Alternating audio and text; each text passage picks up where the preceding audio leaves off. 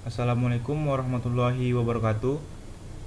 Perkenalkan, nama saya Nanda Widyafri dari kelas PMT 6C. Di sini saya akan menjelaskan sebuah bagan mengenai materi multimedia pembelajaran. Nah, makna dari multimedia itu sendiri terbagi menjadi dua.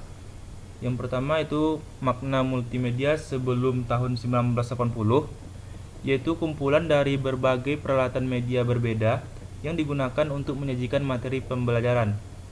Misalnya tulisan, grafik, gambar dalam kertas karton yang ditempelkan di dinding. Yang kedua itu makna multimedia setelah tahun 1980, yaitu penyampaian informasi secara interaktif dan terintegrasi yang mencakup teks, gambar, suara, video, atau animasi. Selanjutnya itu komponen dari multimedia. Yang pertama itu teks. Pemanfaatan teks dalam multimedia sangat banyak. Teks sering digunakan untuk menyajikan isi, penjelasan, menu, label, caption, dan lain-lain. Yang kedua, grafis, foto, dan gambar. Bermanfaat untuk visualisasikan konsep verbal atau abstrak. Selanjutnya itu audio. Audio digunakan untuk memperjelas informasi teks maupun gambar. Selanjutnya animasi. Merupakan komponen multimedia yang mempunyai peran penting dalam membantu siswa memahami dan mencerna topik pembelajaran yang kompleks dan abstrak. Selanjutnya itu video. Merupakan rekaman kejadian atau peristiwa atau proses yang berisi urutan gambar bergerak disertai suara. Selanjutnya manfaat dari multimedia.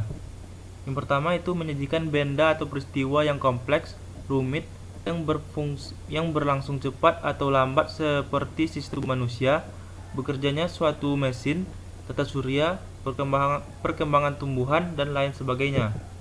Yang kedua itu memperbesar benda kecil yang tidak ditangkap oleh mata atau memperkecil benda yang sangat besar yang tidak mungkin dihadirkan di sekolah. Yang ketiga itu menyajikan benda atau peristiwa yang jatuh atau berbahaya. Yang keempat, dapat mengakomodasi cara belajar yang berbeda-beda sesuai kemampuan, kesiapan, serta dapat menyesuaikan kemampuan diri. Yang kelima, terdapat privasi di mana siswa tak perlu malu melakukan kesalahan, belajar saat kebutuhan muncul, dan belajar tanpa terikat waktu. Selanjutnya, pembagian multimedia berdasarkan penyajian multimedia. Pembagian multimedia terbagi menjadi dua. Yang pertama multimedia linear, yang kedua multimedia interaktif. Multimedia linear yaitu multimedia yang tidak dilengkapi dengan alat pengontrol apapun yang dapat dioperasikan oleh pengguna. Sementara multimedia interaktif yaitu multimedia yang dilengkapi dengan pengontrol yang dapat dioperasikan oleh pengguna, sehingga pengguna dapat memilih apa yang dikehendaki untuk proses selanjutnya. Multimedia interaktif ini terbagi menjadi dua. Yang pertama, multimedia hierarki, yang mana pemakaian memilih pilihan, tetapi topik-topik dapat dibagi menjadi subtopik yang lebih spesifik. Yang kedua itu multimedia interaktif non-linear, yang mana ini memungkinkan pemakai untuk bebas bergerak untuk melihat isi materi dengan cara berinteraksi. Pemakai dapat bergerak bebas ke materi manapun. Selanjutnya, karakteristik multimedia interaktif. Dari segi konten, desain yang mengatasi keterbatasan ruangan, jarak, dan statisnya model media konvensional. Bersifat mandiri dalam artian produk tersebut dijalankan berbasis komputer sebagai titik pusat dalam proses pembelajaran. Yang ketiga, harus menambahkan kontrol sepenuhnya pada pengguna untuk menghentikan, mencatat hal-hal yang penting, memutar ulang bagian yang perlu dipahami. Yang keempat, interaktivitas, memberikan kesempatan berinteraksi langsung dengan media dengan bantuan keyboard, mouse,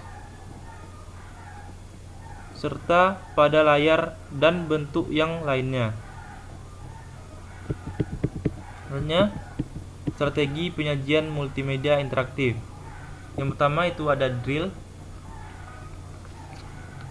berisi rangkaian soal-soal latihan guna meningkatkan keterampilan dan kecepatan berpikir pada mata pembelajaran tertentu. Biasanya adalah matematika dan bahasa asing. Selanjutnya itu tutorial. Metode ini berperan layaknya sebagai seorang guru. Dalam metode tutorial ini, komputer berperan layaknya sebagai seorang guru. Siswa harus berpartisipasi aktif dalam proses pembelajaran dengan berinteraksi dengan komputer. Selanjutnya itu simulasi, merupakan suatu model atau penyederhanaan dari situasi objek kejadian sesungguhnya. Yang keempat, games. Games yang digunakan di sini bersifat edukasi, misalnya adventure, kuis, dan lain sebagainya. Selanjutnya, level interaktivitas. Level interaktivitas suatu multimedia interaktif menunjukkan seberapa aktif pengguna dalam berinteraksi dengan program. Adapun tingkat interaktivitas tersebut terbagi menjadi beberapa macam. Yang pertama itu navigasi video, yaitu seperangkat tombol yang berfungsi untuk mengontrol jalannya video. Yang kedua itu navigasi audio, itu seperangkat tombol yang berfungsi untuk mengontrol jalannya audio.